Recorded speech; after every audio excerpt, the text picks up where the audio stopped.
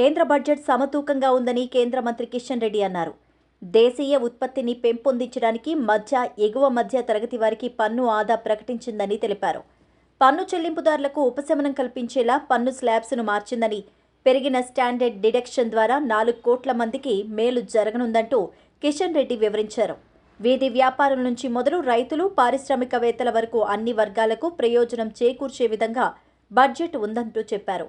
ఆత్మనిర్భర్ భారత్ నిర్మాణమే లక్ష్యంగా కేంద్ర బడ్జెట్ ప్రవేశపెట్టిందని చెప్పుకొచ్చారు. 1 కోటి మంది పట్టణ పేద, మధ్యతరగతి కుటుంబాల గృహ అవసరాలు తీర్చడానికి 10 లక్షల కోట్ల పెట్టుబడిని కేంద్ర బడ్జెట్లో ప్రతిపాదించిందని, 4 కోట్ల మంది యువతకు ఉపాధి కల్పించడమే కేంద్రం లక్ష్యం పెట్టుకుందని కిషన్ రెడ్డి తెలిపారు.